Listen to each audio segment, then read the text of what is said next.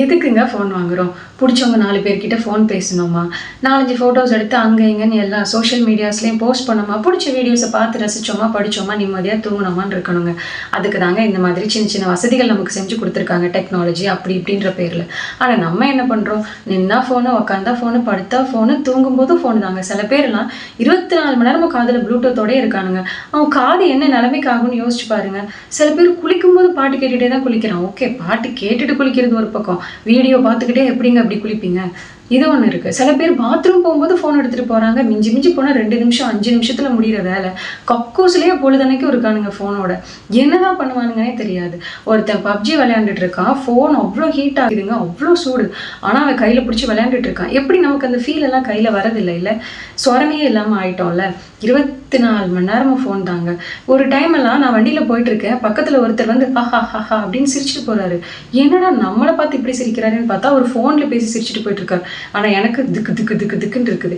ஏங்க இப்படி ஃபோனு வச்சு பயமுறுத்திட்டு இருக்கீங்க? இப்போல்லாம் செஸ் பாக்கெட்டில் வைக்கிற ஃபோன் வெடிக்குது, பேண்ட் பாக்கெட்டில் வைக்கிற ஃபோன் வெடிக்குது, எல்லா இடத்துலையும் டப்புன்னு வெடிச்சிட்டே இருக்குது. ஒரே ரீசன் என்னன்னு சொல்லுங்கள்?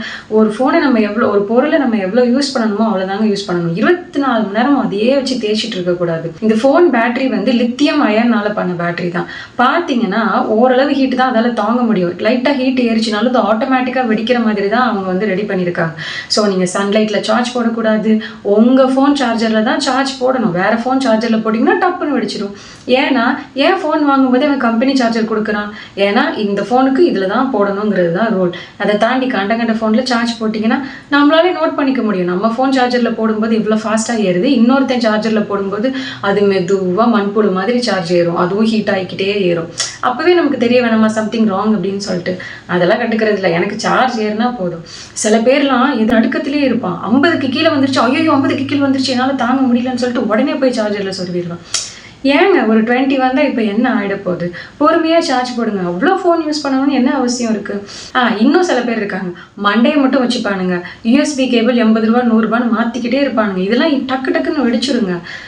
பஸ்ஸில் போகும்போதும் சரி, எங்கே போனாலும் சரி, ஓவர் சன்லைட்டில் உங்கள் ஃபோன் வைக்கக்கூடாது. டேரெக்டாக சன்லைட் படுற மாதிரி வைக்கக்கூடாது. பேன் பாக்கெட்ஸில், செஸ் பாக்கெட்டில் வைக்கும்போது வைக்காதீங்கன்னு சொல்லலை, வேறு வழியில் நம்ம அங்கே வச்சு தான் ஆகணும். அப்படி வைக்கும்போது கொஞ்சம் ஹீட் ஆனால் கூட அதை எடுத்து பக்கத்தில் வைங்க. உடம்போடையே ஒட்டி வச்சுக்கிட்டு வெடித்து சதறி கிடக்காதீங்க.